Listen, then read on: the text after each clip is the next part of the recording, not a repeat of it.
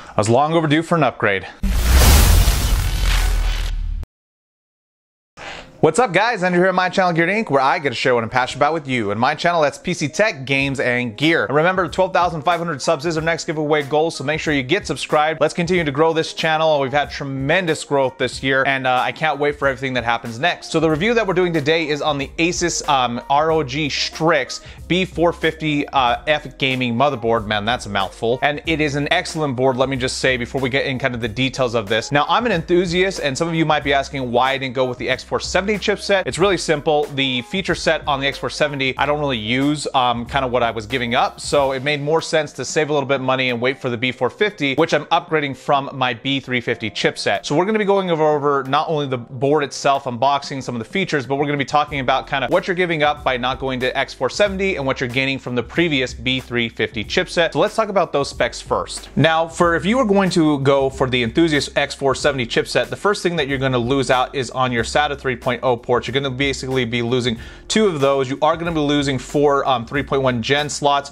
You're going to be losing 2 PCI Gen 2 slots, and you're going to be basically giving up a couple of other little key features. But realistically, that's kind of what you lose out on. Now, what you're gaining from the B350 chipset is Precision Boost Overdrive and Store Me technology, which I'm going to be lightly going over in this video. Now, in terms of the unboxing, guys, this is an absolutely gorgeous looking motherboard. I love how simple it is. Asus is the golden standard when it comes not only to design, but their BIOS as well. So I'm absolutely ecstatic to be back on their motherboard, basically. Now, the shroud for the I/O, honestly, I love the way it looks. It's quite large, so if you do have an air cooler, that's something you're gonna have to measure, but overall, the board is extremely clean. Inside the box, it's more or less what you expect: some SATA cables, installation disc, manual, that kind of thing. So nothing out of the ordinary, and enough, Asus, Asus ROG stickers just to show how everyone, how much of a fanboy you are if you want to just cover your case in them. Now, in terms of the actual installation, went pretty smooth. Just pulled out my old MSI B350 PC Mate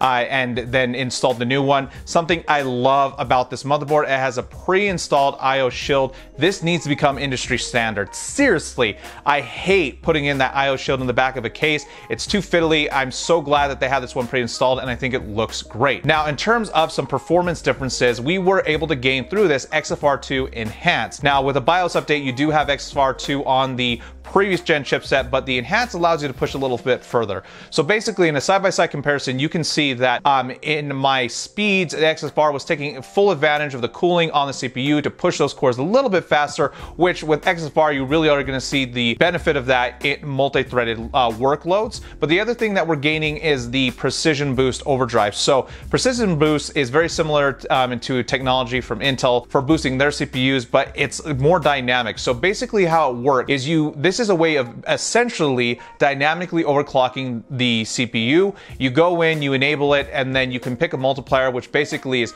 how, depending on 2x, 4x, 6x, 10x, what you want in terms of the voltages. So what this does is based off your load, it actually will overclock the cores to their maximum performance and then figure out voltage and everything else for you, which means that your CPU is not constantly under higher voltage, which is great if in terms of you are doing a traditional overclock. Now, the inverse of that, though, is you are losing control over a lot of the more subtle variance in overclocking, and you potentially are going to be using more voltage than you could. Let's say if you found a stable 4.3 gigahertz overclock across the board, and then you were giving it a specific amount of voltage that was less than what Precision Boost was giving. So there's kind of give and take, but the dynamic overclocking is actually pretty impressive. I've enjoyed the feature. I personally have it enabled while I fiddle around with kind of getting in my own personal overclock, because I did try to get a 4.4 gigahertz overclock on the CPU, wasn't able to do it, but I do think I can hit 4.3. Now, the other thing is Store Me is a technology that's kind of an answer to Intel Optane. Intel Optane is essentially using a quick cache of memory,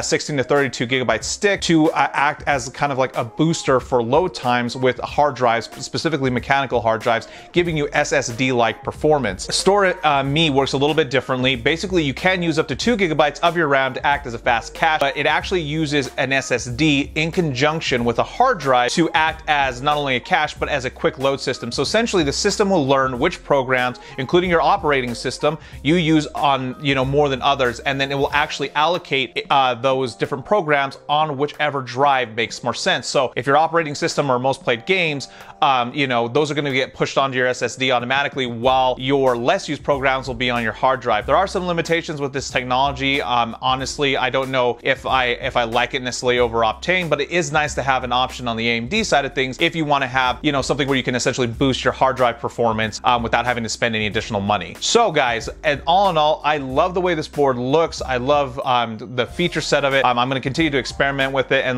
like I said, I may make a video more on kind of the overclocking and precision boost and all that stuff. If you like this video, go ahead and leave me a big thumbs up. If you didn't, go ahead and leave me a thumbs down. But remember to get subscribed and hit that bell icon. YouTube's algorithm is really messing everybody up right now, so make sure you hit that so you can get these videos when they drop. Thank you all my Patreon and Twitch subs. You guys have helped me financially in a big way make these videos possible, and remember that I plug your names at the end of my videos if you want to support me that way. If you want to buy this actual motherboard, my affiliate link for Amazon is down below for it. You can buy it through any of the 4 countries that I currently am an affiliate through, but the main link for at least the United States is listed down below, and that supports me directly, guys, as well. So remember to remember me when you're buying anything from Amazon by clicking that link. As always, guys, I'm going to make these videos whether you watch them or not, but I hope you do, and I hope to see every single one of you next time here on Geared Inc.